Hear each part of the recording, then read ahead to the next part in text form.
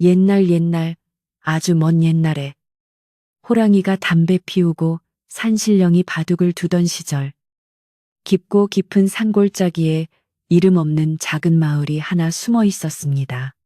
그 마을은 사방이 높은 산으로 둘러싸여 있어 해가 늦게 뜨고 일찍 지는 곳이었는데 겨울이 되면 눈이 허리춤까지 쌓여 이웃 마을로 나가는 길조차 끊기기 일쑤였습니다.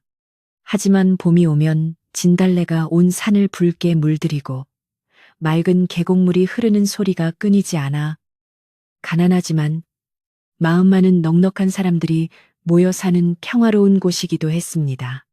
사람들은 척박한 땅을 일구어 감자와 옥수수를 심고 산에 올라 나무를 캐며 하루하루를 성실하게 살아갔습니다. 비록 비단옷을 입거나 고기 반찬을 매일 먹지는 못했지만 서로의 숟가락 개수까지 훤히 알 정도로 정이 깊은 이웃들이 어깨를 맞대고 살아가던 시절의 이야기입니다. 이 마을의 가장 끄트머리, 산비탈이 시작되는 곳에는 비바람에 금방이라도 쓰러질 듯 위태로워 보이는 낡은 초가집이 한 채 있었습니다. 지붕을 덮은 이 영은 볏짚 색이 발에 검게 변해 있었고 흙으로 바른 벽 곳곳에는 세월의 흔적처럼 금이가 있어 겨울바람이 불면 문풍지가 요란하게 떨리곤 했습니다. 그 집에는 순덕이라는 이름의 착하고 부지런한 여인이 늙고 병든 홀어머니를 모시고 살고 있었습니다. 순덕은 어릴 적 아버지를 여의고 홀어머니 슬하에서 자랐는데 효심이 어찌나 지극한지 마을 사람들 사이에서 칭찬이 자자했습니다. 그녀는 어머니가 기침이라도 한 번 할라치면 하던 일을 멈추고 달려가 등을 두드려 주었고 맛있는 것이 생기면 본인은 입도 대지 않고 오로지 어머니의 밥상에만 올리는 그런 딸이었습니다. 순덕의 하루는 새벽 별이 지기도 전에 시작되어 밤이 깊어 부엉이가 울 때까지 쉴 새 없이 이어졌습니다. 동이 트기 전 우물가에 나가 제일 먼저 맑은 물을 길어 항아리를 채우는 일로 하루를 시작했는데 차가운 새벽 공기에 손발이 트고 갈라져도 그녀는 불평 한마디 하지 않았습니다. 아침밥을 지어 어머니께 올리고 나면 그녀는 남의 집 빨래를 해주거나 밭일을 거들며 품씩을 받았고 밤에는 호롱불 아래서 찬바느질을 하며 눈을 비볐습니다. 그녀의 손마디는 거칠고 굳은 살이 박여 투박했지만 그 손으로 짓는 옷매무새는 맵시가 있고 꼼꼼하여 마을 아낙네들이 줄을 서서 부탁할 정도였습니다. 하지만 아무리 밤낮으로 일해도 입에 풀칠하기도 빠듯한 살림살이는 좀처럼 나아질 기미가 보이지 않았습니다. 그런 순덕에게는 남들에게 말 못할 작은 비밀이 하나 있었는데 그것은 부엌 한 구석 쌀독 뒤에 숨겨둔 작은 옹기 항아리였습니다. 그 항아리는 겉보기에는 볼품없고 투박한 그릇이었지만 순덕에게는 세상 무엇보다 소중한 보물단지나 다름없었습니다. 그녀는 남의 집 일을 거들어주고 받은 엽전 한 뼘, 타바느질을 하여 얻은 동전 두 차를 쓸 곳 안 쓰고 먹을 것 안 먹어가며 그 항아리에 모아왔습니다. 때로는 배가 너무 고파 눈앞이 핑 돌 때도 있었고 해진 치마를 기워 입을 실이 부족할 때도 있었지만 그녀는 꾹 참고 동전이 생길 때마다 그 항아리에 채워 넣었습니다. 쨍그랑하고 동전이 바닥에 떨어지는 소리를 들을 때면 그녀의 고단함도 잠시나마 씻은 듯이 사라지곤 했습니다. 순덕이 그토록 악착같이 돈을 모으는 데는 다 그만한 이유가 있었으니 바로 어머니의 약값과 다가올 겨울을 나기 위한 준비 때문이었습니다. 어머니의 기침은 해가 갈수록 깊어져 찬바람이 불기 시작하면 밤새 잠을 이루지 못하고 콜록거리시기 일쑤였습니다. 의원에게 물어보니 귀한 약재를 써서 다려 먹으면 차도가 있을 것이라 했지만 그 약값이 워낙 비싸 엄두조차 내지 못하고 있었습니다. 게다가 낡은 초가 지붕은 해마다 얇아져서 올겨울 큰 눈이라도 내리면 지붕이 내려앉을까 걱정이 태산 같았습니다. 순덕은 다가오는 겨울이 오기 전에 지붕을 새로 얹고 어머니께 좋은 약 한 첩 지어드리는 것이 소원이었습니다. 그래서 그녀는 자신의 배고픔을 달래가며 한 푼 두 푼 피땀 어린 돈을 모으고 또 모았던 것입니다. 가을 거지가 끝나고 들판이 황금빛에서 갈색으로 변해갈 무렵 산골 마을의 바람은 점점 매서워지기 시작했습니다. 아침 저녁으로 서리가 하얗게 내리고 나뭇잎들은 하나둘 떨어져 앙상한 가지만 남기며 겨울 채비를 서둘렀습니다. 순덕은 마음이 급해졌습니다. 항아리 속의 돈이 제법 묵직해지기는 했지만 지붕을 고치고 약을 사기에는 아직 조금 모자란 듯 싶었기 때문입니다. 그녀는 밤잠을 더욱 줄여가며 바느질 일감을 늘렸고 손끝이 찔려 피가 맺혀도 아랑곳하지 않고 바늘을 놀렸습니다. 호롱불 기름이 아까워 달빛에 의지해 바느질을 하느라 눈이 침침해졌지만 어머니가 편안히 주무시는 모습을 상상하면 새로운 힘이 솟아나는 것 같았습니다. 어느 날 저녁 어머니가 순덕을 불러 가만히 손을 잡으며 말씀하셨습니다. 순덕아, 네가 고생이 너무 많구나. 내 병은 늙어서 생긴 것이니 약을 쓴다고 낫겠느냐. 그저 네가 시집이나 잘 가서 편안하게 사는 꼴을 한번 보고 죽으면 여한이 없겠다. 어머니의 거친 손길에 순덕은 울컥 눈물이 솟았지만 억지로 웃음을 지어 보이며 대답했습니다. 어머니, 그런 말씀 마세요. 제가 이번 장날에 읍내에 나가서 좋은 약도 사오고 맛있는 고기도 한 근 끊어올게요. 그리고 이번 겨울에는 따뜻하게 지내실 수 있게 지붕도 손볼 거니까 조금만 참으세요. 순덕의 말에 어머니는 그저 힘없이 고개를 끄덕이며 젖은 눈으로 딸을 바라볼 뿐이었습니다. 그날 밤 순덕은 잠든 어머니의 얼굴을 한참이나 들여다보다가 부엌으로 나가 숨겨둔 항아리를 꺼내보았습니다. 항아리는 제법 무거웠고 흔들어 보니 찰랑거리는 소리가 둔탁하게 들려왔습니다. 거의 다 찼다는 신호였습니다. 순덕은 조심스럽게 항아리 뚜껑을 열고 그 안에 든 엽전들을 방바닥에 쏟아 부었습니다.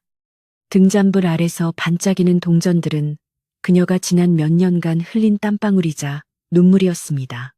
하나, 둘, 셋.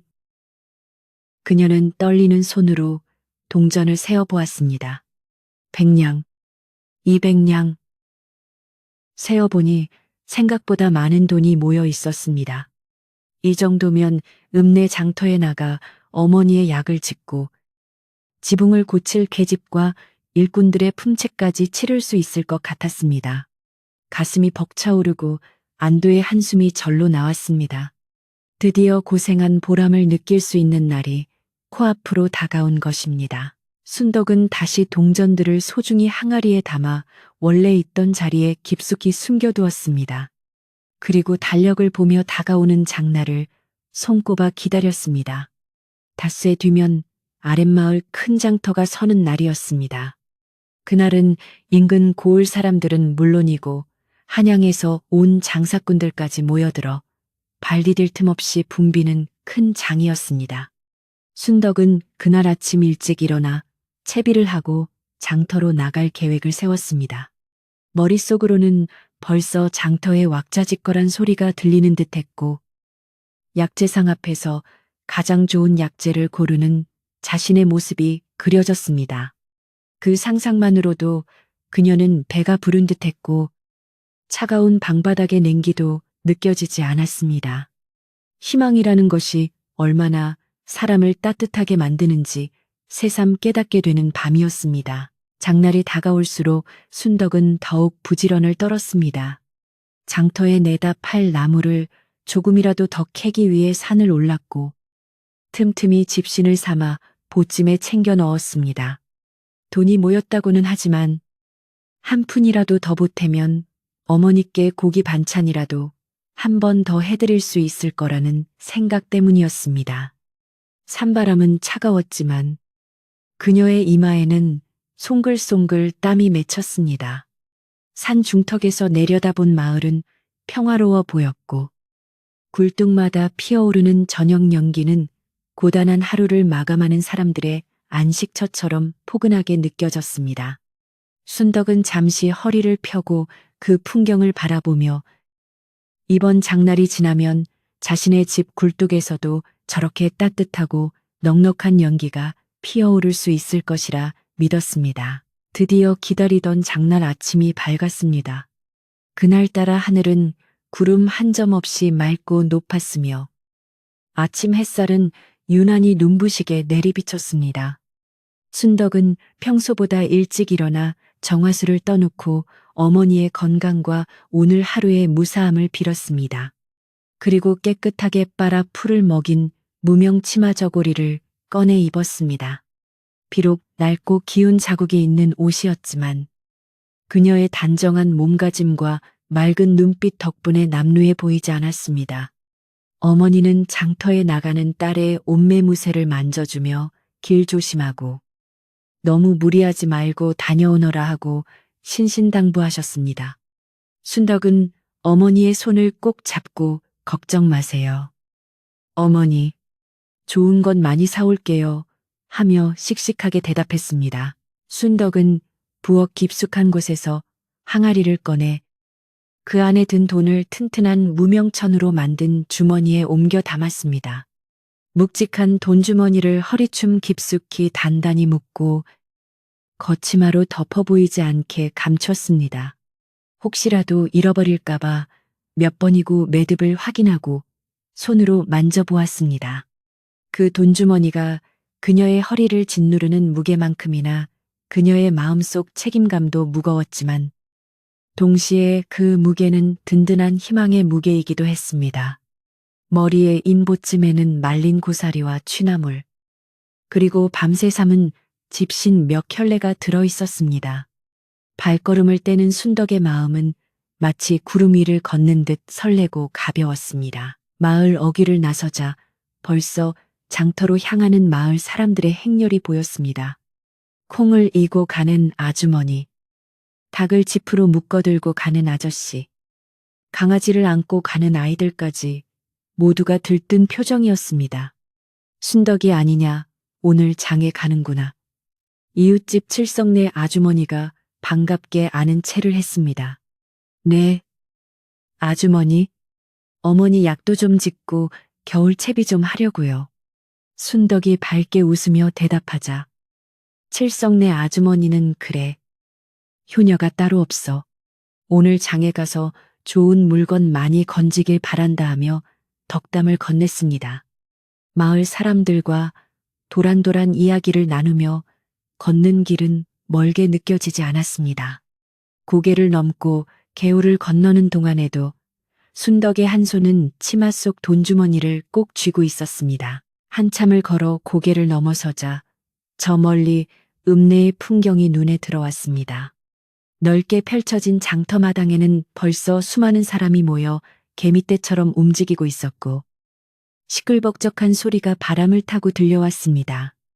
엿장수의 가위질 소리, 소장수의 고함, 물건값을 흥정하는 아낙네들의 높은 목소리가 뒤섞여 활기가 넘쳤습니다. 순덕은 그 활기찬 풍경을 보자 가슴이 쿵쾅거리기 시작했습니다. 이 많은 사람 속에 섞여 물건을 사고 팔 생각을 하니 긴장도 되었지만 무엇보다 품속의 돈으로 어머니를 기쁘게 해드릴 수 있다는 생각에 웃음이 절로 나왔습니다.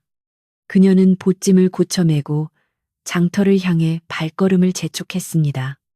흙먼지가 날리는 길을 걸으면서도 그녀의 눈은 오로지 장터 입구를 향해 빛나고 있었습니다. 장터 입구에 들어서자마자 고소한 국밥 냄새와 기름 냄새가 코를 찔렀습니다. 배가 고픈 줄도 모르고 걸어왔던 순덕의 뱃속에서 꼬르륵 소리가 났지만 그녀는 군침을 삼키며 꾹 참았습니다. 돈을 함부로 써서는 안 된다는 생각에 그녀는 먹거리 장터를 지나쳐 약재상이 있는 골목으로 향하려 했습니다. 사람들이 워낙 많아 어깨가 부딪히고 발이 밟히기도 했지만 순덕은 치마 속 돈주머니를 움켜쥔 손에 더욱 힘을 주며 인파를 헤치고 나갔습니다. 여기저기서 펼쳐진 난전에는 알록달록한 옷감이며 싱싱한 생선, 갖가지 곡식들이 산더미처럼 쌓여 있어 구경만 해도 시간 가는 줄 모를 지경이었습니다. 하지만 순덕의 목표는 분명했기에 한눈 팔지 않고 곧장 걸었습니다. 그런데 약재상 골목으로 접어들려던 찰나 장터 한복판에서 웅성거리는 소리가 들려왔습니다. 사람들이 겹겹이 둘러싸여 안쪽을 구경하고 있었고 그 사이로 누군가의 날카로운 고함과 둔탁한 타격음이 들려왔습니다. 저게 무슨 일일까? 순덕은 잠시 발걸음을 멈추고 궁금해했지만 곧바로 고개를 저으며 갈 길을 가려 했습니다. 남의 일에 신경 쓸 겨를도 없거니와 혹시라도 험한 일에 휘말려 돈주머니라도 잃어버리면 큰일이기 때문이었습니다. 그녀는 사람들 틈을 피해 조심스럽게 발을 옮겼습니다. 하지만 사람들의 웅성거림은 점점 커졌고 아이고 저러다 사람 잡겠네 하는 비명 섞인 소리가 들려오자 순덕의 발길은 저절로 멈춰서고 말았습니다. 순덕은 천성이 착하고 남의 아픔을 외면하지 못하는 성품이었습니다. 비록 바쁘고 갈 길이 멀었지만 누군가 크게 다치고 있는 것 같은 소리에 마음이 쓰여 견딜 수가 없었습니다. 그녀는 잠시 망설이다가 사람들이 모여 있는 곳으로 조금 더 가까이 다가가 보았습니다. 까치발을 하고 사람들 어깨 너머로 들여다보니 그곳에는 험상님께 생긴 장정 몇 명이 한 사람을 바닥에 꿇어앉혀 놓고 몽둥이를 휘두르고 있었습니다. 맡고 있는 사람은 행색이 남루하기 짝이 없는 거짓골을 하고 있었는데 머리는 산발이고 옷은 누더기 조각처럼 해져 살이 훤히 드러나 보였습니다. 그는 몽둥이가 날아들 때마다 신음조차 제대로 내지 못하고 몸을 웅크리며 바들바들 떨고만 있었습니다. 주변을 둘러싼 구경꾼들은 혀를 차며 안타까워했지만 누구 하나 나서서 말리는 사람은 없었습니다. 몽둥이를 든 장정들의 뒤에는 비단 옷을 입고 배가 불룩 나온 남자가 부채질을 하며 거만하게 서 있었는데 그가 바로 이 고을에서 제일 가는 부자이자 돈놀이로 악명 높은 최 부자였기 때문입니다. 최 부자는 성질이 고약하고 돈 앞에서는 피도 눈물도 없는 사람이라 마을 사람들은 그와 눈이 마주치는 것조차 두려워했습니다. 이놈아 빌려간 돈을 갚지 못하면 몸으로라도 때워야지. 어디서 도망을 치려 해 최 부자가 쩌렁쩌렁한 목소리로 호통을 치자 하인들은 더욱 세게 거지를 내리쳤습니다. 턱, 퍽 하는 소리가 장터의 소음을 뚫고 순덕의 가슴을 후벼 팠습니다. 순덕은 그 처참한 광경에 숨이 턱 막혀왔습니다. 아무리 빚을 졌다 한들 사람을 저리 짐승처럼 때릴 수는 없는 노릇이었습니다. 맞고 있는 거지의 등이 터져 붉은 피가 누더기 옷 위로 배어나오는 것을 보자 그녀는 자신도 모르게 입을 틀어 막았습니다. 거지는 고개를 숙인 채 아무런 반항도 하지 않았지만 흐트러진 머리카락 사이로 보이는 그의 눈빛은 묘하게도 고통보다는 깊은 슬픔을 담고 있는 듯 했습니다. 그 눈빛을 본 순간 순덕의 가슴 속에서 알 수 없는 연민과 안타까움이 솟구쳐 올랐습니다. 그녀는 쥐고 있던 치마폭을 더욱 꽉 쥐었습니다. 그냥 지나쳐야 한다는 이성과 저 사람을 도와야 한다는 감정이 치열하게 부딪히기 시작했습니다. 그때 옆에 서 있던 한 노인이 혼잣말처럼 중얼거렸습니다. 책, 돈 열량 때문에 사람 목숨이 날아가게 생겼구만. 저 최부자 독한 성미에 돈을 다 받기 전에는 절대 멈추지 않을 텐데. 불쌍한 지구, 돈, 열량, 그 말은 순덕의 귀에 천둥처럼 꽂혔습니다. 열량이라면 큰 돈이기는 했지만 사람의 목숨값이라기에는 너무나 허망한 액수였습니다. 하지만 그 열량이 없어서 저 거지는 지금 뼈가 부러지도록 맞고 있는 것이었습니다. 순덕의 허리춤에 있는 돈주머니가 갑자기 불덩이처럼 뜨겁게 느껴졌습니다. 그 돈은 어머니의 약값이고 집을 고칠 돈이며 지난 몇 년간 순덕이 뼈 빠지게 고생한 대가였습니다. 그 돈을 저 알지도 못하는 거지에게 쓴다는 것은 미친 짓이나 다름없었습니다. 순덕은 고개를 돌려 그 자리를 벗어나려 했습니다. 안 돼. 이건 내 돈이 아니야. 어머니 목숨줄이나 마찬가지인 돈이야. 내가 끼어들 일이 아니야. 그녀는 속으로 수십 번 되뇌며 발걸음을 옮겼습니다. 하지만 등 뒤에서 들려오는 살려주세요. 한 번만 살려주세요. 하는 거지의 희미한 목소리가 발목을 잡았습니다. 그 목소리는 너무나 처절하고 절박하여 순덕의 귓가를 맴돌며 떠나지 않았습니다. 그녀는 몇 걸음 걷다가 멈추고 다시 걷다가 멈추기를 반복했습니다. 눈앞에는 약을 기다리는 어머니의 얼굴과 피를 흘리며 쓰러져 있는 거지의 모습이 번갈아 나타났습니다. 하늘은 맑고 햇살은 따뜻했지만 순덕의 마음속에는 거센 비바람이 몰아치고 있었습니다. 결국 순덕은 가던 길을 멈추고 다시 뒤를 돌아보았습니다. 그녀의 손은 어느새 허리춤의 매듭을 만지작거리고 있었습니다. 그녀의 호흡이 가빠졌습니다. 이 돈을 쓰면 올겨울을 춥고 배고프게 보내야 할 것이 뻔했습니다. 어머니께 드릴 약도 지붕을 고칠 기와도 모두 물거품이 될 것입니다. 하지만 눈앞에서 사람이 죽어가는 것을 보고도 모른 척한다면 그녀는 평생 죄책감에 시달려 밥 한 술도 편히 뜨지 못할 것 같았습니다. 순덕의 착한 심성은 계산적인 이익보다 사람의 도리를 먼저 생각하게 만들었습니다. 그녀는 깊은 숨을 들이마시고 결심한 듯 입술을 굳게 다물었습니다. 그리고 천천히 하지만 단호한 발걸음으로 사람들이 둘러선 원 안으로 걸어 들어갔습니다. 순덕이 사람들 사이를 비집고 들어가 소리쳤을 때 장터의 소란스러움은 일순간 멈춘 듯 고요해졌습니다.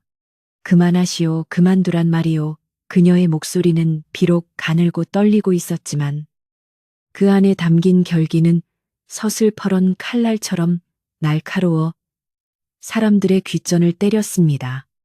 몽둥이를 높이 쳐들었던 하인들은 뜻밖의 방해꾼이 나타나자 멈칫하며 주인의 눈치를 살폈고 구경꾼들은 이 조그만 여인이 대체 무슨 배짱으로 호랑이 같은 최부자 앞을 막아서는지 숨을 죽이고 지켜보았습니다.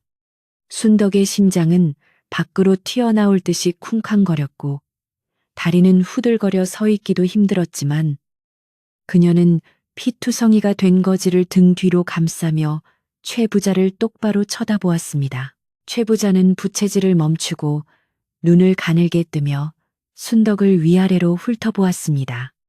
낡은 무명 치마 저고리에 흙이 묻은 집신을 신은 촌스런 행색을 보니 기가 찬다는 듯 헛웃음을 터뜨렸습니다.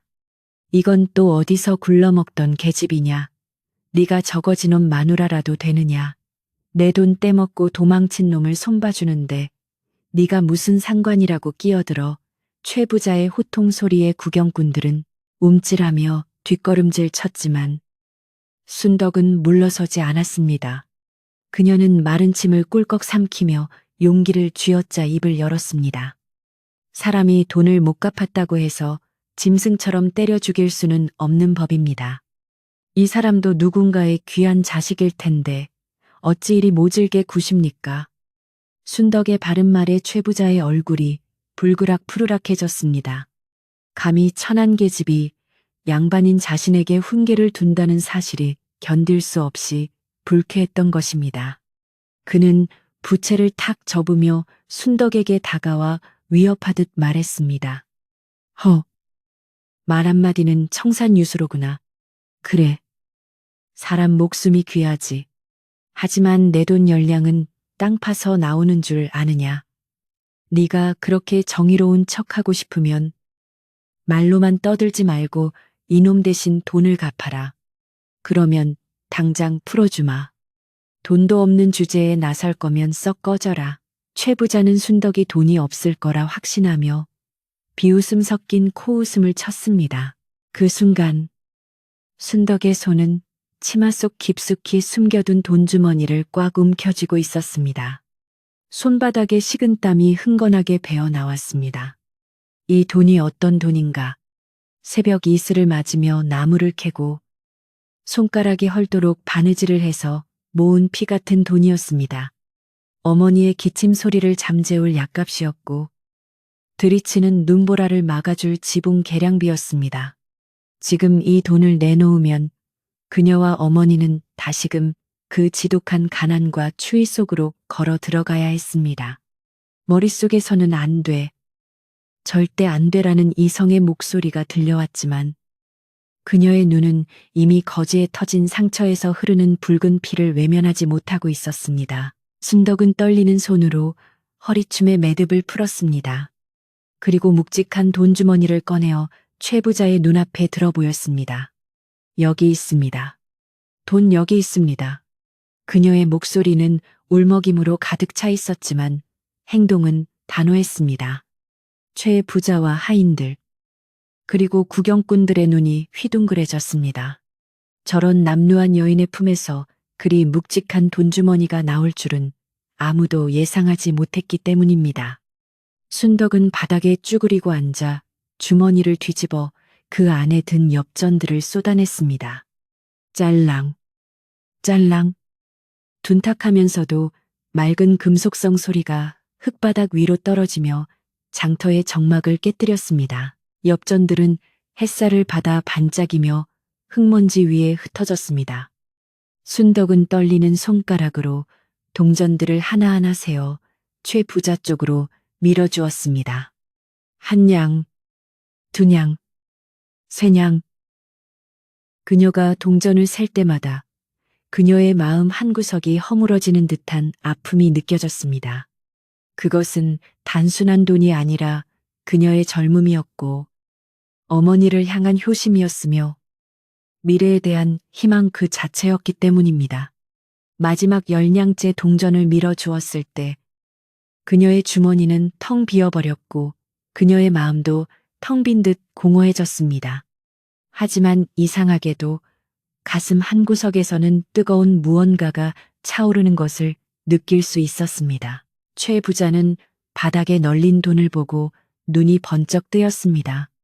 설마 진짜로 돈을 갚을 줄은 몰랐기에 당황스러우면서도 욕심 많은 그는 얼른 하인들에게 눈짓을 보내 돈을 챙기게 했습니다. 돈은 제법 모았구나. 개수도 딱 맞고. 최 부자는 거드름을 피우며 돈을 주워 담는 하인들을 지켜보았습니다. 그는 약속대로 거지를 풀어주기는 했지만 끝까지 비아냥거리는 것을 잊지 않았습니다. 운 좋은 놈이로구나. 저런 멍청한 여자를 만나서 목숨을 건지다니. 얘야, 너도 참 딱하다. 그 돈이면 쌀이 몇 가마니인데 생판남을 위해 날리느냐.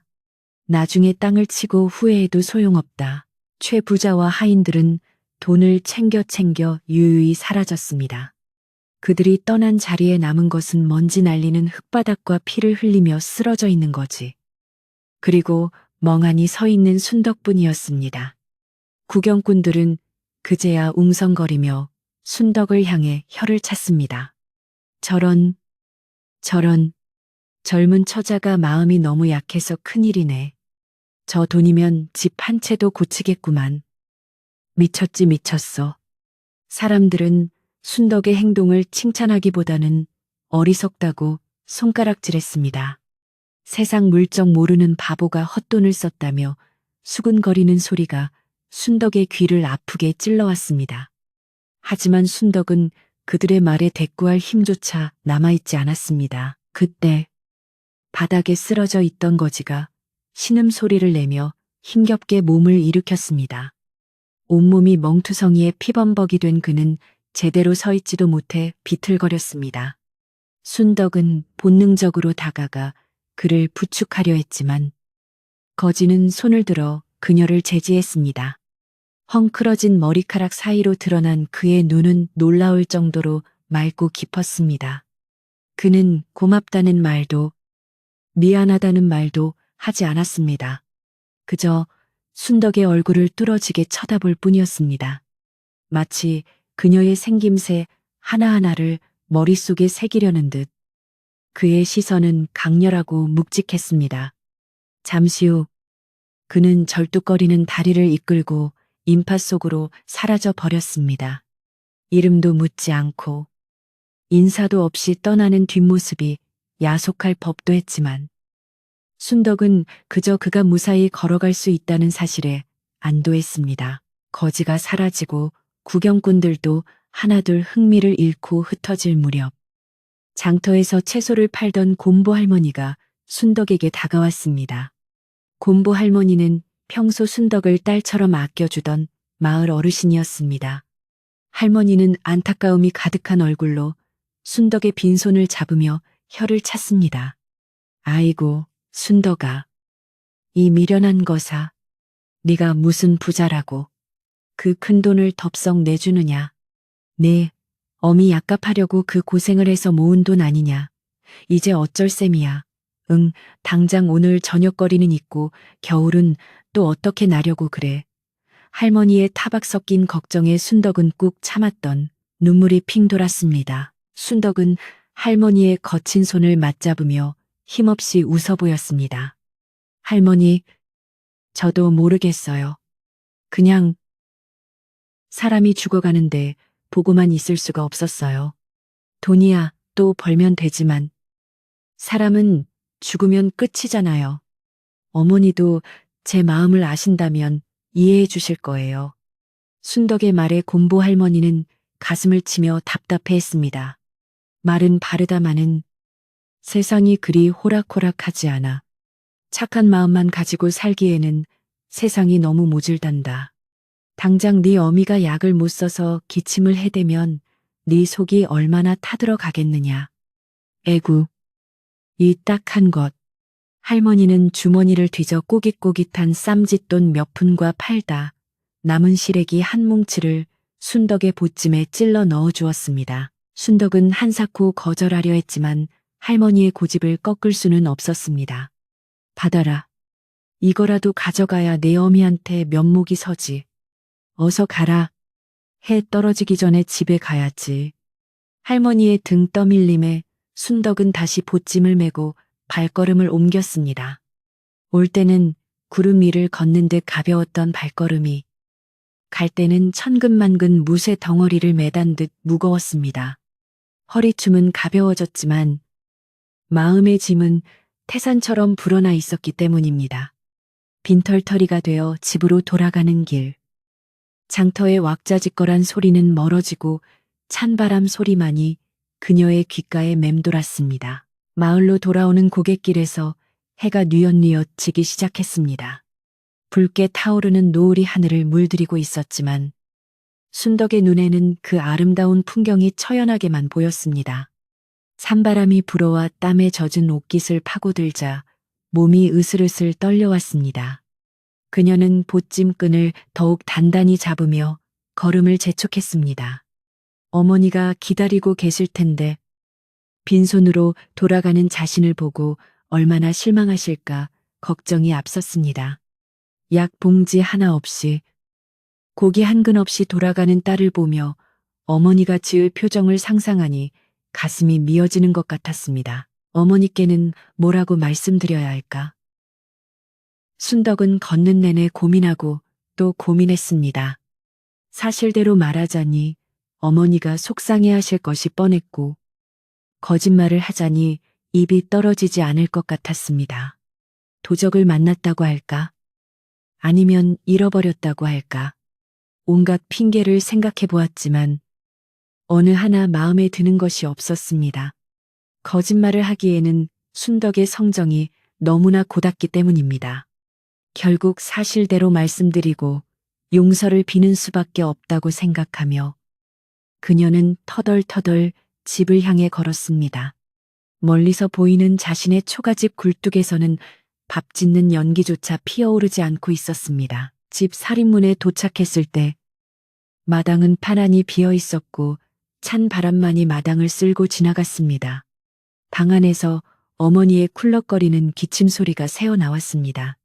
그 소리를 듣자 순덕의 다리가 풀려 자리에 주저앉고 싶었습니다. 자신이 한 일이 옳은 일이었다고 수없이 되뇌었지만 막상 현실의 고통과 마주하니 후회와 두려움이 밀려오는 것은 어쩔 수 없었습니다. 내가 정말 잘한 일일까? 내 선행이 어머니를 더 고통스럽게 만드는 것은 아닐까?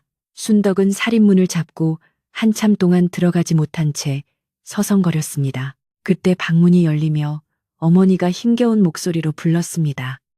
순덕이 왔느냐? 왜 들어오지 않고 거기 서 있어? 어머니의 목소리에 순덕은 화들짝 놀라 눈물을 훔치고 짐짓 밝은 목소리로 대답했습니다. 네.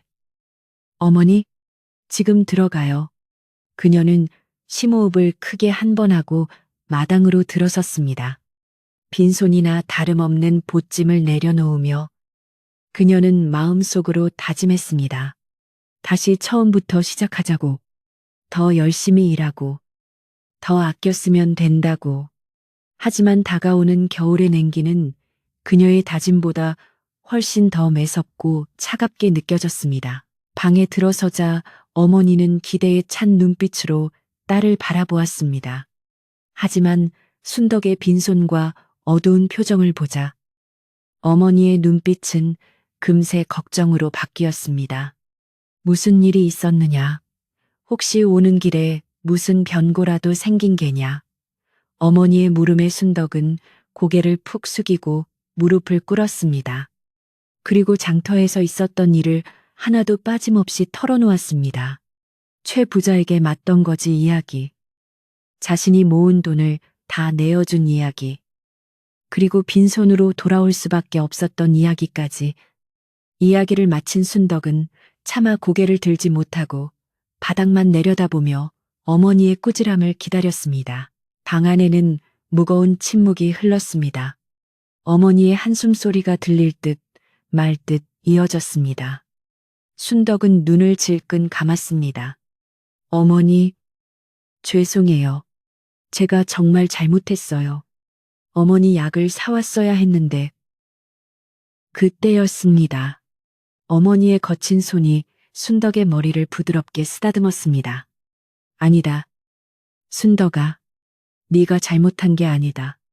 사람 목숨을 구했으니 그 돈은 약보다 더 귀하게 쓰인 게다. 나는 괜찮다. 네가 자랑스럽구나. 어머니의 따뜻한 말 한마디에 순덕은 참았던 눈물을 왈칵 쏟아냈습니다. 비록 돈은 잃었지만 모녀의 마음은 그 어느 때보다 따뜻하게 이어져 있었습니다. 하지만 창호지 문 밖에서는 매서운 겨울바람이 우웅 소리를 내며 울고 있었고 그 소리는 앞으로 닥쳐올 혹독한 시련을 예고하는 듯했습니다. 그의 겨울은 유난히도 일찍 찾아왔고 또 지독하게 매서웠습니다. 장터에서 돌아온 그날 밤부터 북풍 한설이 몰아치기 시작하더니 이내 온 세상을 하얗게 뒤덮는 큰 눈이 내렸습니다. 순덕의 낡은 초가집은 거센 바람 앞에 촛불처럼 위태롭게 흔들렸고 구멍난 문풍지 사이로는 황소바람이 거침없이 들어와 방 안의 온기를 앗아갔습니다. 지붕을 고치지 못한 탓에 천장 곳곳에서는 빗물이 새어 들어와 방바닥을 적셨고 두 모녀는 젖은 자리를 피해 웅크리고 앉아 밤을 지새워야 했습니다. 뼈를 깎는 듯한 추위보다 더 무서운 것은 바로 텅 빈 쌀독에서 오는 막막함과 배고픔의 공포였습니다. 순덕이 그토록 아끼며 모았던 돈 항아리는 이제 차가운 빈 껍데기만 남아 부엌 구석에 방치되어 있었습니다. 그 항아리를 볼 때마다 순덕의 가슴은 미어지는 듯 아팠지만 그녀는 애써 태어난 척하며 항아리를 닦고 또 닦았습니다. 그것은 지난날의 노력에 대한 미련이 아니라 다시 일어설 수 있다는 스스로에 대한 다짐이었습니다. 하지만 현실은 냉혹했습니다.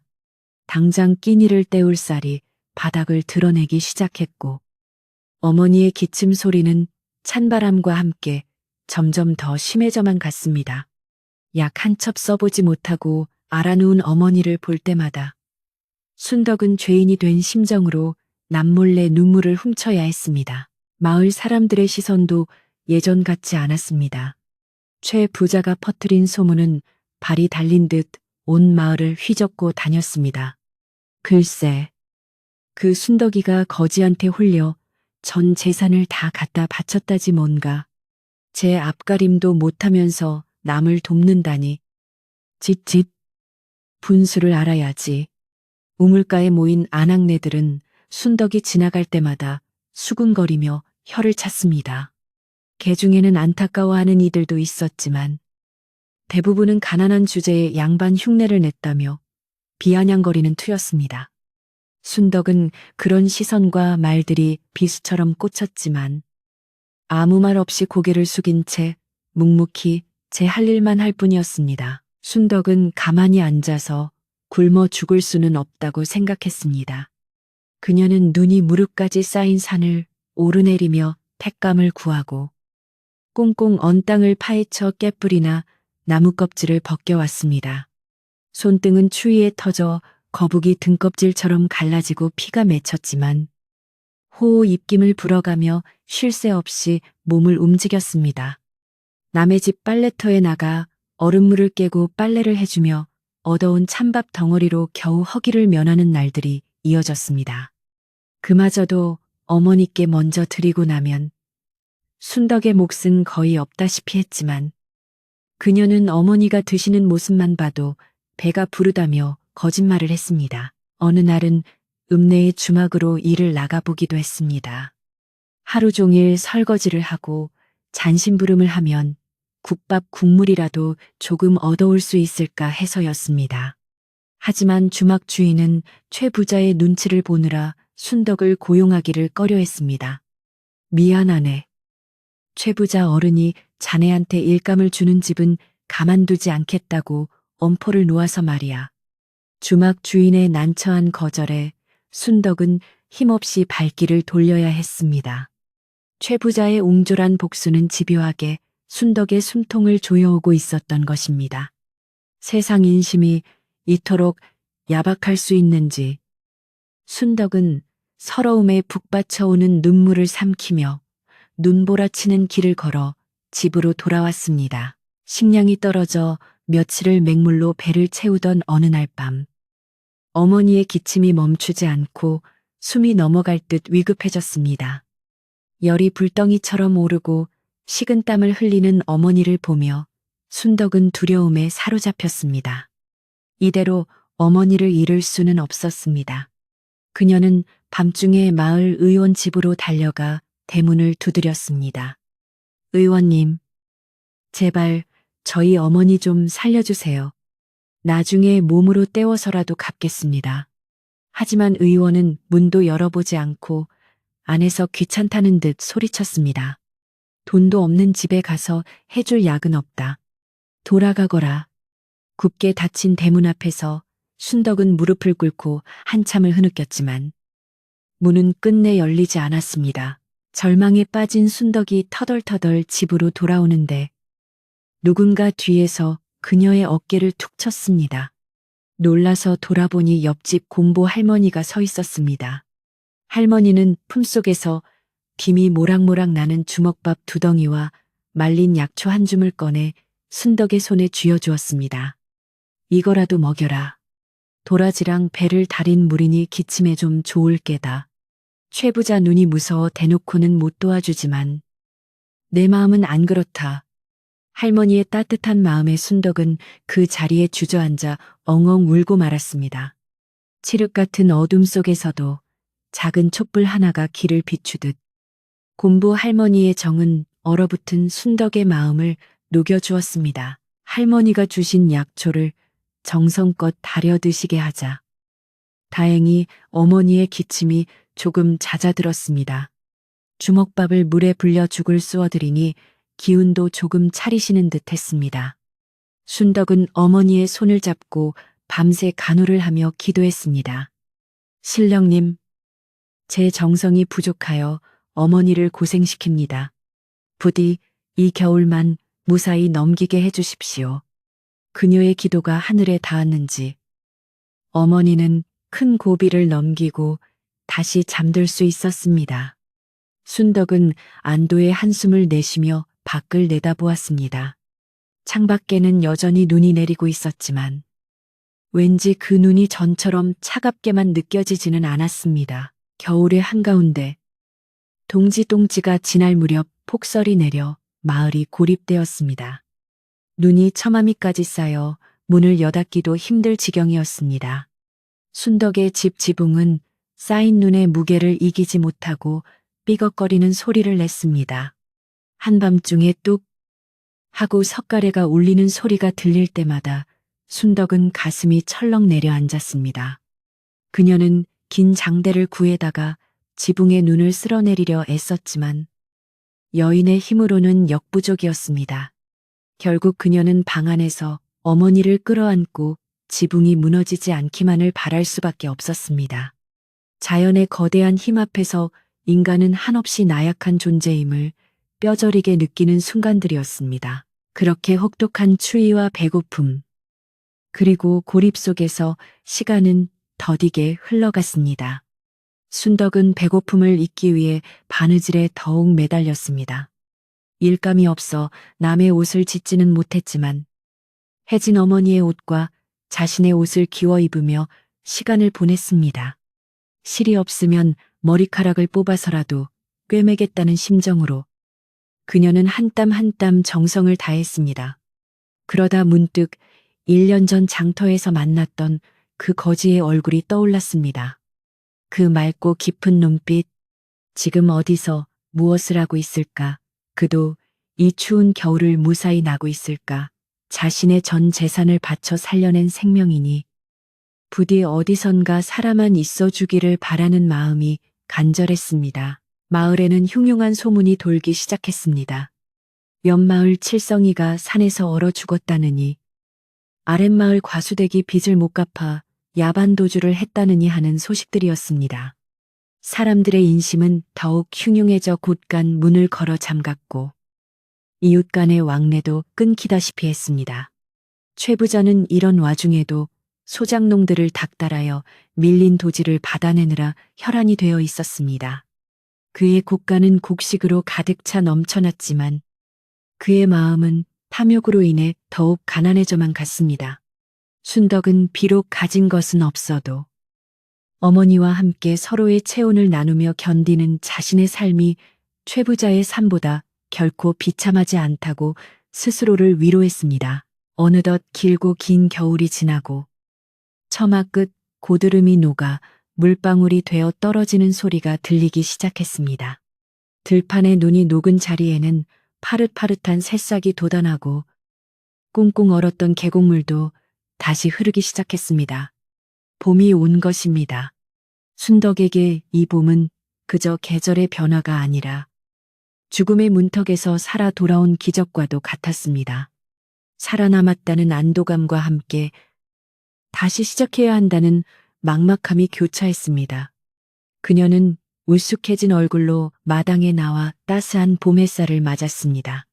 겨우내 움츠렸던 몸과 마음이 기지개를 켜는 듯 했습니다. 봄이 되자 순덕은 다시 산과 들로 나갔습니다. 쑥을 캐고 나무를 뜯어 장에 내다 팔고 겨우내 밀렸던 바느질 일감을 찾아다녔습니다. 다행히 곰보 할머니의 주선으로 이웃마을 부잣집의 바느질 일감을 얻을 수 있었습니다. 품삯은 넉넉지 않았지만 다시 일을 할 수 있다는 것만으로도 감사했습니다. 순덕은 더욱 억척스럽게 일했습니다. 지난 겨울의 악몽을 다시는 되풀이하지 않기 위해서라도 한 푼이라도 더 벌어야 했습니다.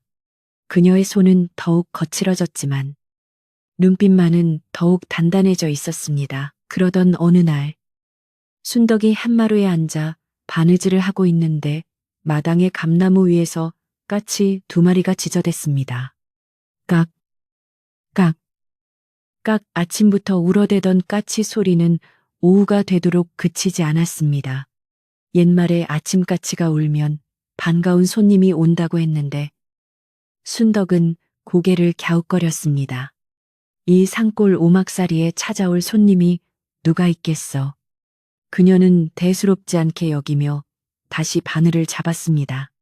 하지만 까치들은 마치 무언가를 알리기라도 하려는 듯 순덕의 머리 위를 빙빙 돌며 더욱 요란하게 울어댔습니다.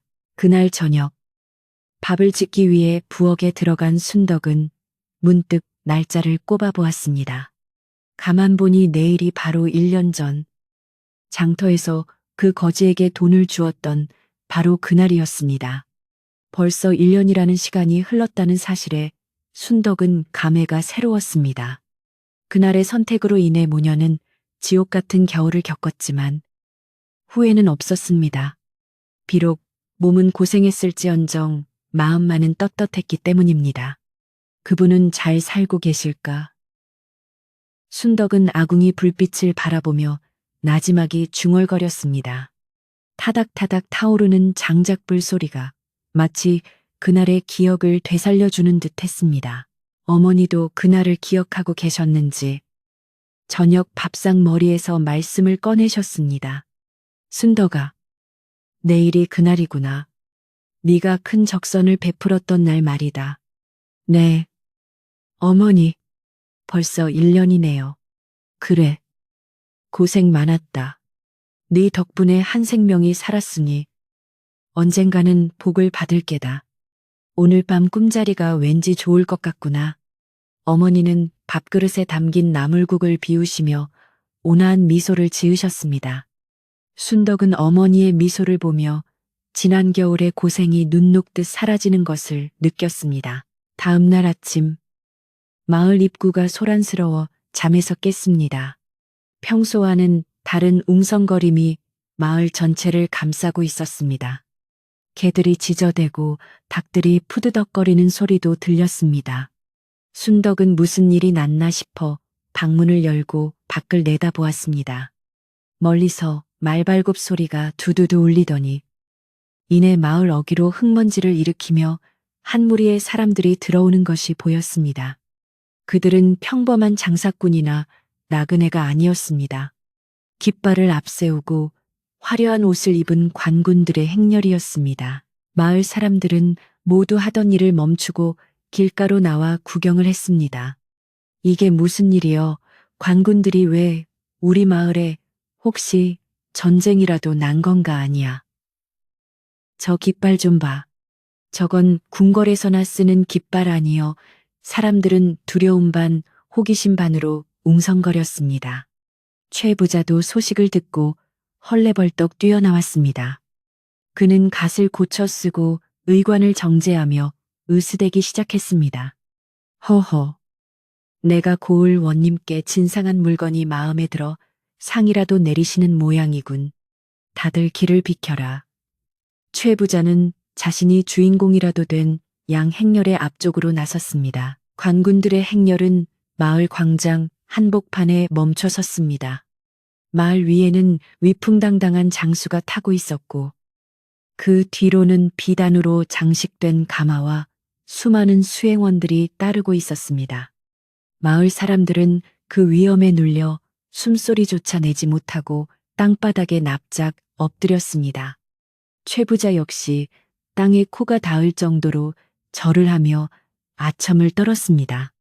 먼 길 오시느라 고생이 많으십니다. 소인이 바로 이 마을에. 하지만 장수는 최 부자의 말은 들은 채도 하지 않고 굵고 낮은 목소리로 물었습니다. 이 마을에 김순덕이라는 여인이 살고 있는가? 그 이름이 불리는 순간 엎드려 있던 마을 사람들은 모두 귀를 의심했습니다. 최 부자의 입은 떡 벌어졌고 사람들의 시선은 일제히 마을 끄트머리에 있는 순덕의 초가집 쪽으로 쏠렸습니다. 집 마당에서 이 광경을 지켜보고 있던 순덕은 자신의 이름이 불리자 가슴이 덜컥 내려앉았습니다. 혹시 무슨 죄라도 지어 잡으러 온 것은 아닌지 두려움에 몸이 사시나무 떨리듯 떨렸습니다. 하지만 장수는 다시 한번 큰 소리로 외쳤습니다. 1년 전 읍내 장터에서 전 재산을 털어 사람을 구한 김순덕 여인을 찾으러 왔다. 어디 있는가? 그 목소리는 마을의 고요한 아침을 깨트리며 산골짜기마다 메아리 쳤습니다.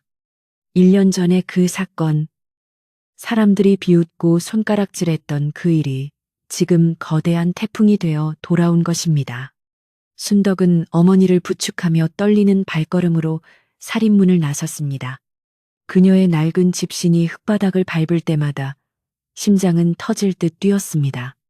이것이 재앙일지 아니면 어머니가 말씀하신 복일지 알 수 없었지만 순덕은 운명의 부름 앞에 서서히 다가갔습니다. 찬바람이 멈추고 따스한 봄바람이 그녀의 옷깃을 스치고 지나갔습니다. 순덕이 살인문을 열고 마당으로 나서자 마을 사람들의 시선이 화살처럼 그녀에게 꽂혔습니다. 수군거리던 소리는 일순간 멈췄고 오직 바람 소리와 말들의 거친 숨소리만이 긴장감을 더했습니다. 순덕은 낡은 치마폭을 꼭 쥐고 고개를 숙인 채 위풍당당한 장수 앞으로 천천히 걸어갔습니다. 그녀의 심장은 방망이 질쳤지만 죄 지은 것이 없으니 당당해야 한다고 스스로를 다독였습니다. 장수 앞에 다다른 순덕이 무릎을 꿇고 가느다란 목소리로 말했습니다. 제가 김순덕입니다. 무슨 일로 찾으시는지요? 그녀의 목소리는 떨리고 있었지만 그 눈빛만은 흔들림 없이 장수를 향해 있었습니다. 최 부자는 옆에서 적어 보십시오. 행색이 저리 남루하니 필시 무슨 죄를 지었을 겁니다. 하며 이죽거렸습니다. 말 위에 있던 장수는 순덕의 얼굴을 확인하자마자 황급히 말에서 뛰어내렸습니다. 그리고 흙먼지가 날리는 바닥에 한쪽 무릎을 꿇고 순덕을 향해 정중하게 예를 갖추었습니다. 이 놀라운 광경에 마을 사람들은 헉하고 숨을 삼켰고 최 부자의 눈은 튀어나올 듯 커졌습니다. 천하를 호령할 듯한 광군 대장이 산골짜기 가난한 여인에게 절을 하다니. 이는 천지개벽할 일이었습니다. 장수는 우렁차면서도 공손한 목소리로 외쳤습니다. 임금님의 명을 받들고 왔습니다. 1년 전 곤경에 처한 분을 구하고 전 재산을 내어주신 의인을 모시러 왔습니다. 부디 고개를 드십시오. 장수의 말에 순덕은 너무나 놀라 입을 다물지 못했습니다. 임금님이라니요. 저는 임금님을 뵌 적도 없습니다. 사람을 잘못 보셨습니다. 순덕이 손사래를 치며 물러서자 장수는 온화한 미소를 지으며 품속에서 비단 족자를 꺼내 펼쳤습니다. 1년 전 장터에서 매를 맞던 그 거지가 바로 미행을 나오셨던 주상 전하이십니다. 백성들의 삶을 직접 살피고자 변복을 하셨다가 탐욕스러운 자에게 봉변을 당하실 뻔했지요. 그때 부인의 의로운 행동이 아니었다면 전하께서는 큰 화를 입으셨을 겁니다. 장수의 설명이 이어지자 마을 광장은 찬물을 끼얹은 듯 고요해졌습니다. 사람들은 입을 벌린 채 서로의 얼굴만 쳐다볼 뿐 감히 말을 잇지 못했습니다. 그 비루한 거지가 나라님이었다니. 상상조차 할 수 없는 반전에 모두가 얼어붙고 말았습니다. 그제야 상황을 파악한 최 부자의 얼굴은 백지장처럼 하얗게 질려버렸습니다. 그는 자신이 임금님을 매질하고 욕보였다는 사실에 다리가 풀려 그 자리에 주저앉고 말았습니다. 사시나무 떨듯 떨며 뒷걸음질 치려는데 장수의 날카로운 눈빛이 최 부자를 쏘아보았습니다. 내 이놈 네가 바로 돈열량의 사람 목숨을 파리 목숨처럼 여긴다는 그 최 부자냐. 장수의 호통 소리가 벼락처럼 떨어지자 최 부자는 땅바닥에 머리를 쳐박고 살려달라고 빌기 시작했습니다. 아이고, 장군님. 죽을 죄를 지었습니다. 소인은 그저 빚을 받으려 했을 뿐. 그분이 나라님인 줄은 꿈에도 몰랐습니다. 한 번만 살려주십시오. 장수는 허리춤에 찬 칼자루를 움켜쥐며 서슬퍼런 목소리로 꾸짖었습니다. 임금인 줄 몰랐다면 백성을 짐승처럼 패도된다는 말이냐. 내 놈의 고가는 쌀로 넘쳐나면서도 가난한 이의 고열을 짜내고 그것도 모자라 목숨까지 위협했으니 그 죄가 하늘에 닿는다. 당장 내 놈을 끌고 가서 국법으로 다스려야 마땅하나. 오늘 의인 김순덕님의 경사스러운 날에 피를 볼 수 없어 참는 것이다. 당장 물러가 내 죄를 뉘우치고 다시는 마을 사람들 앞에 나타나지 말라. 장수의 호령의 최부자는 혼비백산하여 신발이 벗겨지는 줄도 모르고 기어 도망쳤습니다. 평소 마을 사람들을 괴롭히던 호랑이 같던 최부자의 비참한 몰골에 사람들은 10년 묵은 체증이 내려가는 듯한 통쾌함을 느꼈습니다. 최부자가 쫓겨나고 나니 마을에는 묘한 정적과 함께 따뜻한 기운이 감돌기 시작했습니다. 사람들은 그제야 순덕을 향해 우르르 몰려나왔습니다. 아이고, 순덕아. 아니 순덕 아씨. 우리가 정말 몰라봤네. 자네가 나라님을 구했다니 이게 무슨 꿈 같은 일인가. 내가 진작 알아봤지. 순덕이 마음씨가 비단결이라 언젠가 복을 받을 줄 알았다니까. 조금 전까지 순덕을 비웃던 사람들도 태도를 싹 바꾸어 칭찬을 늘어놓기 바빴습니다. 하지만 순덕은 그들의 변덕을 탓하지 않고 그저 쑥스러운 듯 미소만 지었습니다. 곰보 할머니만이 순덕의 손을 꼭 잡고 눈물을 글썽이며 고생했다. 정말 고생했다 하며 진심으로 기뻐해 주었습니다. 장수는 부하들에게 명하여 가져온 짐을 풀게 했습니다. 수레에서는 기름진 쌀가마니와 비단 옷감, 그리고 궁궐에서나 맛볼 수 있는 귀한 음식들이 줄지어 나왔습니다. 전하께서 의인의 마을 사람들과 함께 나누라고 하사하신 음식입니다. 오늘은 잔치를 벌여 그간의 노고를 위로하십시오. 장수의 말에 마을 사람들은 환호성을 질렀습니다. 가난한 산골 마을에서 쌀밥 구경하기도 힘든 터에 고기와 술이 넘쳐나는 잔치상이 차려지니 마을 전체가 들썩거렸습니다. 순덕의 집 마당에는 멍석이 깔리고 솥단지가 걸리며 순식간에 잔치판이 벌어졌습니다. 고소한 음식 냄새가 온 마을에 퍼져나가자 굶주렸던 아이들이 제일 먼저 달려와 침을 삼켰습니다. 순덕은 얼떨떨한 기분으로 그 광경을 지켜보다가 문득 방 안에 계신 어머니가 떠올랐습니다. 장군님, 제 어머니께서 병환이 깊으십니다. 제가 궁궐로 가면 어머니를 돌봐줄 사람이 없는데 어찌하면 좋겠습니까? 순덕이 걱정스러운 얼굴로 묻자 장수는 이미 알고 있었다는 듯 고개를 끄덕였습니다. 염려 마십시오. 전하께서 특별히 어이를 보내셨습니다. 부인이 궁궐에 다녀오시는 동안 나라 최고의 의원이 어머니를 지극정성으로 돌볼 것입니다. 또한 마을 분들이 어머니를 돕겠다고 약속했으니 마음 놓고 다녀오십시오. 그제야 순덕은 마음의 짐을 내려놓을 수 있었습니다. 곧이어 관군과 함께 온 의원이 순덕의 집으로 들어갔습니다. 그는 맥을 짚고 침을 놓으며 정성껏 어머니를 치료하기 시작했습니다. 어머니는 평생 받아보지 못한 귀한 대접에 몸둘 바를 몰라 하면서도 딸이 자랑스러워 연신 눈물을 훔치셨습니다. 내 평생 이런 호강을 누려보는구나. 순덕아, 어서 다녀오너라. 임금님께서 부르시는데 지체하면 안 되지. 나는 걱정 말고 잘 다녀오너라.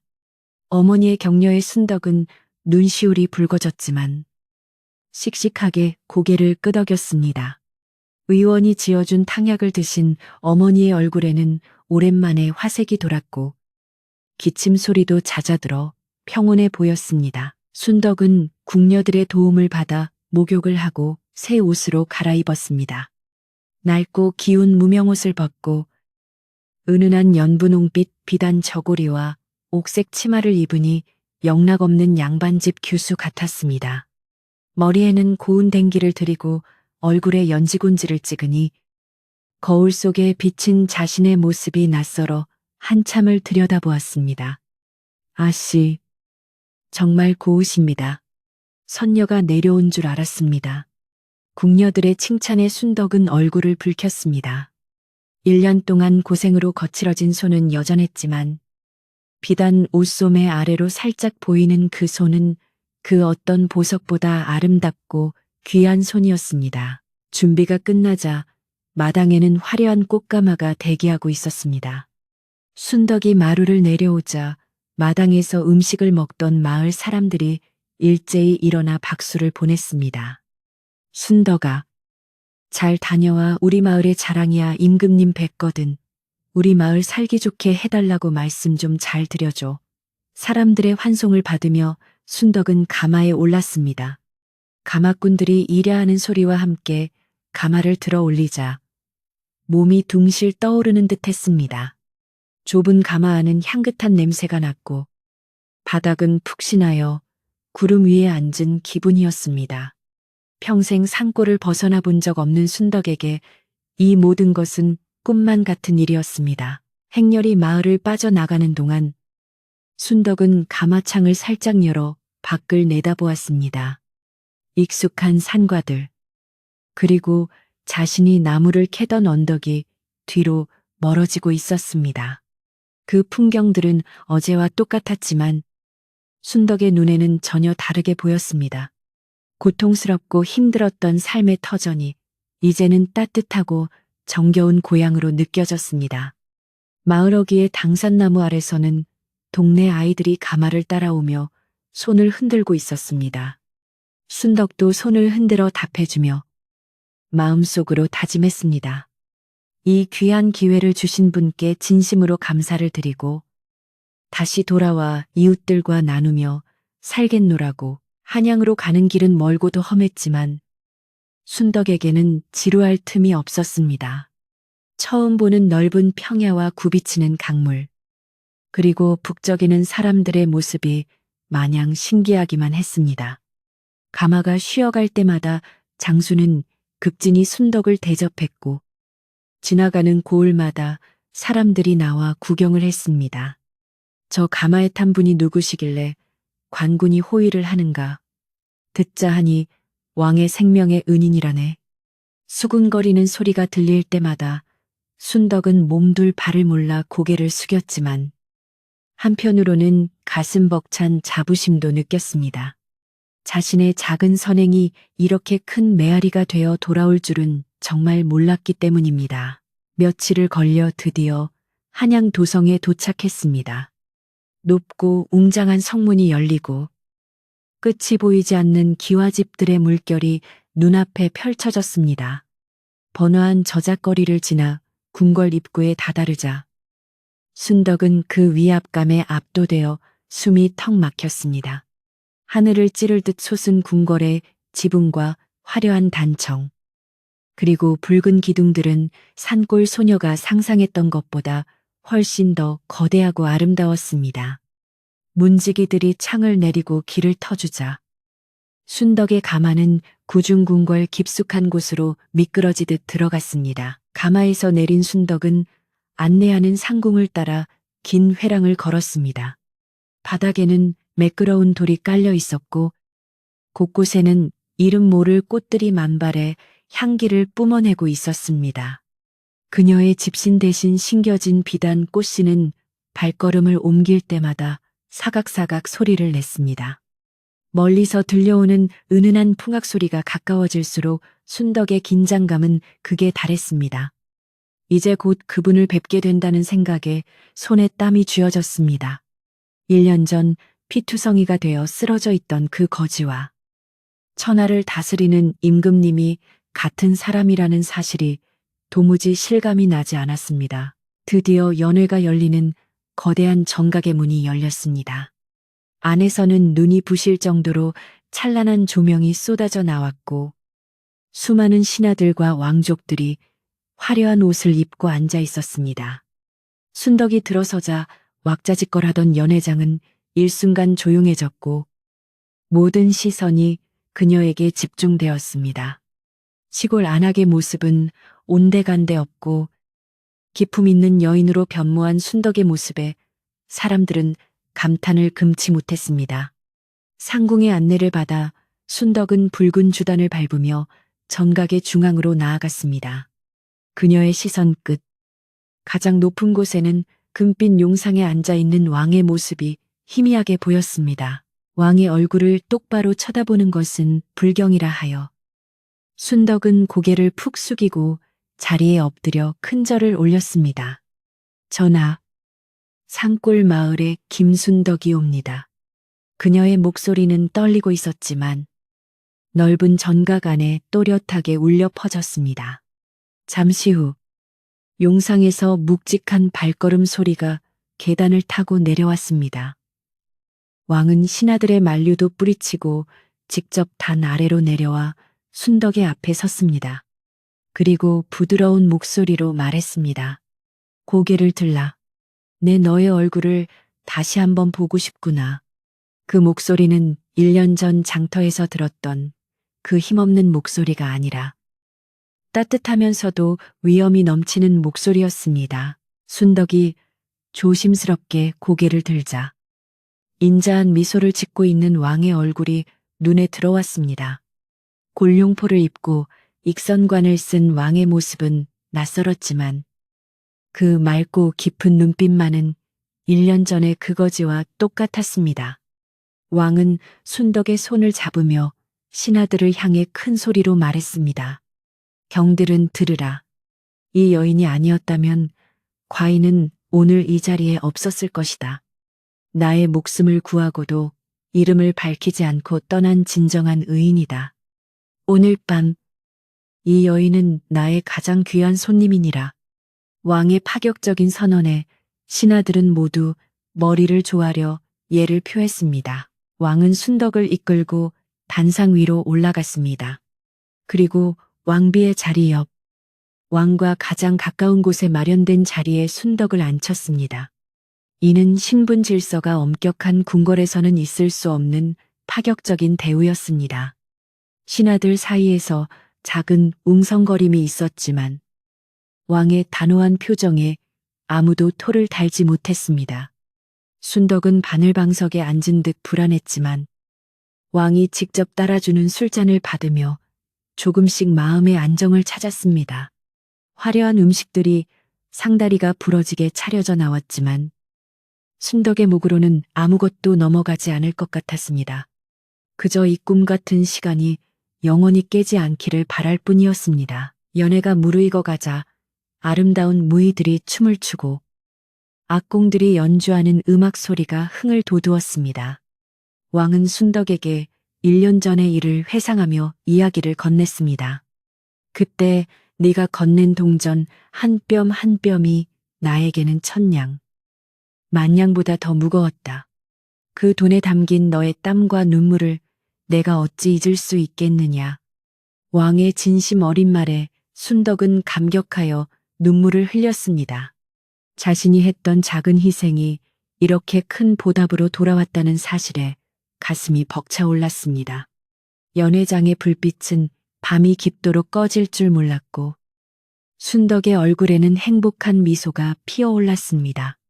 밖에는 둥근 보름달이 궁궐의 지붕 위로 떠올라 이 기적 같은 밤을 환하게 비추고 있었습니다. 밤이 깊어 궁궐의 연회장에도 은은한 달빛만이 감돌 무렵 왕은 순덕을 가까이 불렀습니다. 흥겨웠던 풍악 소리도 잦아들고 신하들도 모두 숨을 죽인 채 두 사람을 지켜보았습니다. 왕은 순덕에게 부드러운 목소리로 물었습니다. 순덕아, 네 덕분에 내가 목숨을 구하고 이렇게 다시 용상에 앉아 있으니 너는 나의 은인이자 이 나라의 은인이다. 네가 원하는 것이 있다면 무엇이든 말해보거라. 높은 벼슬을 원하느냐? 아니면 평생 쓰고도 남을 재물을 원하느냐? 네가 원한다면 저 한양의 으리으리한 기와집을 내어주고 궁궐에서 편안히 살도록 해주겠다. 왕의 제안은 실로 파격적인 것이어서 듣고 있던 신하들조차 놀라움을 감추지 못했습니다. 순덕은 잠시 생각에 잠긴 듯 하더니 이내 자리에서 일어나 왕에게 공손히 절을 올렸습니다. 그리고 차분하고 단호한 목소리로 대답했습니다. 전하, 황공하옵니다. 하오나 소인에게는 분에 넘치는 재물이나 높은 벼슬은 필요치 않습니다. 저는 그저 산골 마을에서 어머니를 모시고 오손도손 살아가는 것이 가장 큰 행복입니다. 다만 소원이 하나 있다면 늙으신 어머니가 더 이상 찬바람에 기침하지 않도록 따뜻한 방 한 칸과 끼니 걱정 없이 지낼 수 있는 작은 밭대기 하나면 족합니다. 순덕의 소박하고도 효심 깊은 대답에 왕은 크게 감동하여 고개를 끄덕였습니다. 왕은 순덕의 손을 꼭 잡으며 말했습니다. 참으로 아름다운 마음이로구나. 욕심 없는 네 마음이 나를 더욱 부끄럽게 하는구나. 좋다. 네 뜻대로 해주마. 하지만 내 목숨값이 고작 밭대기 하나여서야 되겠느냐. 여봐라. 승진은 들으라. 오늘부로 김순덕에게 자선 부인이라는 칭호를 내리고 그녀가 사는 마을의 이름을 인왕리라 칭하여 그 덕을 기리도록 하라. 또한 내 탕금을 풀어 순덕의 집에 99칸기와 집을 짓지는 못하더라도 세상에서 가장 따뜻하고 튼튼한 집을 지어주도록 하라. 그리고 그 마을 전체에 3년간 세금을 면제하여 모든 백성이 그녀의 덕을 함께 누리게 하라. 왕의 명이 떨어지자마자 신하들은 성은 이 망극하옵니다를 외치며 엎드렸습니다. 순덕은 생각지도 못한 큰 상에 눈물을 흘리며 감사의 인사를 올렸습니다. 왕은 친히 붓을 들어 적선지가 필유여경 선을 쌓은 집에는 반드시 경사가 있다. 이라는 글귀를 써서 순덕에게 선물로 주었습니다. 이것을 갑오로 삼아 대대로 전하거라. 그리고 힘들 때마다 이 글을 보며 오늘의 기쁨을 기억하거라. 왕의 따뜻한 배려에 순덕은 가슴이 벅차올라 아무 말도 할 수 없었습니다.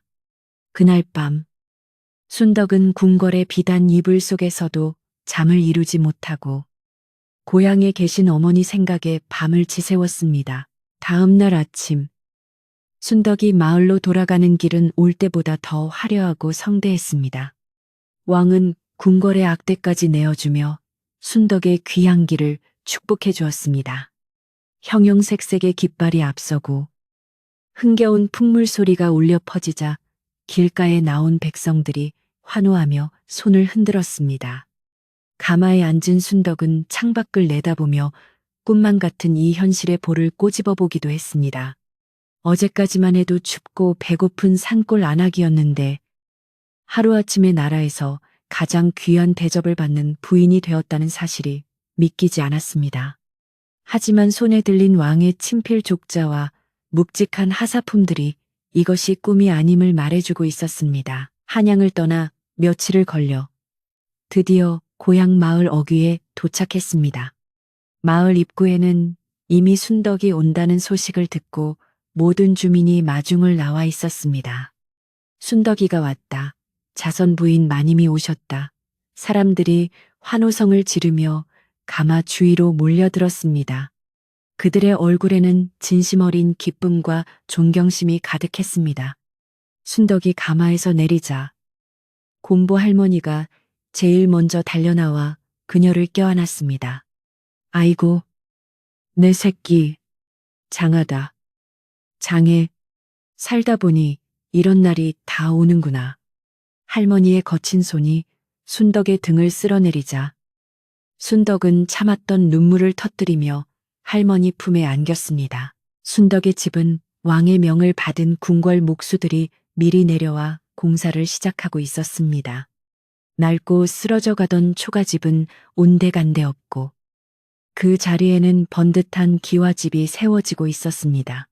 아직 완공되지는 않았지만 튼튼한 대들보와 매끈한 기둥만 봐도 대궐 부럽지 않은 훌륭한 집이 될 것임이 분명했습니다.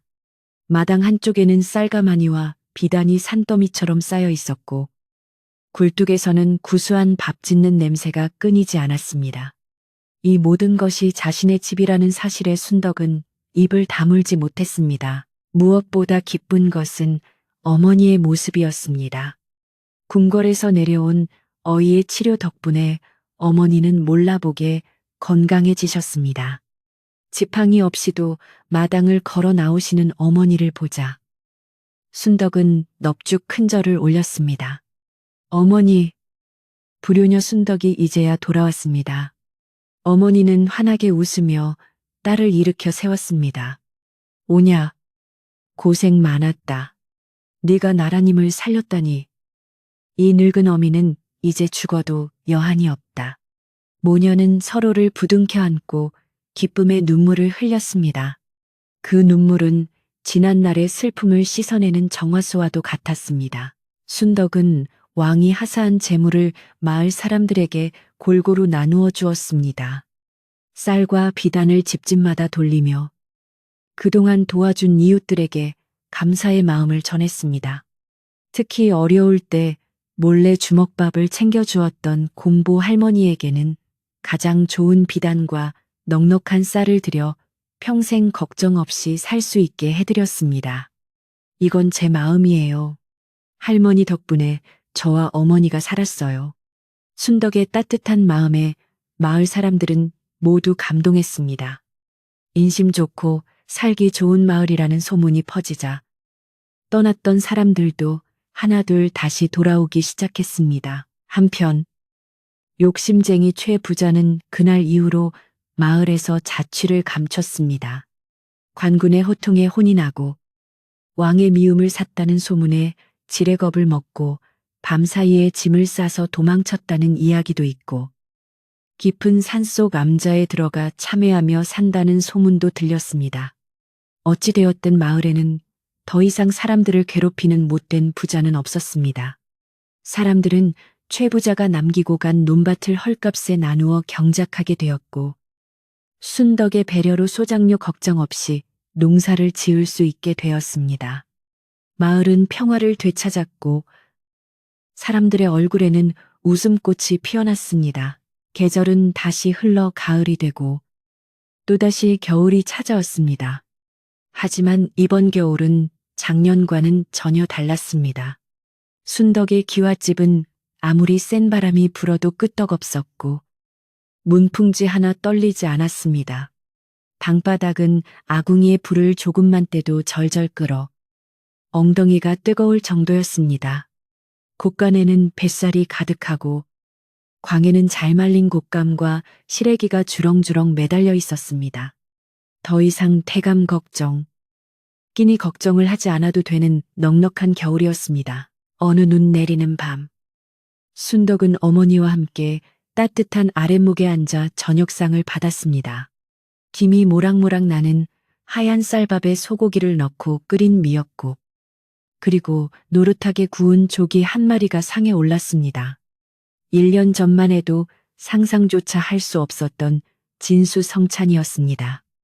어머니는 국물을 한 숟가락 드시며 행복한 표정을 지으셨습니다. 따뜻하구나. 정말 따뜻해. 내 평생 이렇게 맛있는 국은 처음 먹어본다. 어머니의 말씀에 순덕은 생선 가시를 발라 밥 위에 올려드리며 미소 지었습니다. 많이 드세요. 어머니, 이제는 매일 이렇게 드시게 해드릴게요. 창밖에는 한방눈이 펑펑 쏟아지고 있었지만 방 안은 훈훈한 온기로 가득 찼습니다. 타닥타닥 아궁이에서 장작 타는 소리가 자장가처럼 들려왔습니다. 순덕은 식사를 마치고 어머니의 무릎을 베고 누웠습니다. 어머니의 거칠지만 따뜻한 손길이 순덕의 머리카락을 쓰다듬어 주었습니다. 우리 순덕이, 복덩이 우리 순덕이. 어머니의 나지막한 노랫소리에 순덕의 눈꺼풀이 점점 무거워졌습니다. 지난날의 고생은 아득한 옛일처럼 느껴졌고 지금 이 순간의 평화만이 온몸을 감싸고 돌았습니다. 순덕은 눈을 감으며 생각했습니다. 착하게 살면 언젠가는 복이 온다는 옛말이 하나도 틀리지 않다고. 비록 세상이 때로는 모질고 차갑게 느껴질지라도 따뜻한 진심은 반드시 통한다는 것을 그녀는 몸소 체험했습니다. 그녀가 갚아준 것은 돈 열량이 아니라 사람에 대한 믿음과 사랑이었던 것입니다. 그리고 그 믿음은 돌고 돌아 더 큰 사랑이 되어 그녀의 삶을 환하게 비추고 있었습니다. 이제 그녀의 앞날에는 따뜻한 봄햇살 같은 날들만 기다리고 있을 것입니다. 방 안의 호롱불이 가물가물 흔들리며 긴 그림자를 만들어냈습니다. 어머니의 규칙적인 숨소리가 들려오고 순덕도 깊은 잠에 빠져들었습니다.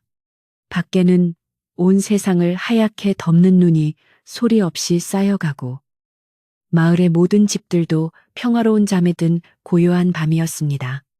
바람 소리마저 잠든 이들의 꿈을 방해하지 않으려는 듯 조심스럽게 지나가는 참으로 평온하고 아름다운 밤이었습니다. 옛날 이야기는 여기서 끝이 납니다. 가진 것 없어도 마음만은 부자였던 순덕이의 이야기처럼 오늘 밤 여러분의 꿈속에도 따뜻하고 행복한 일들이 가득하기를 바랍니다.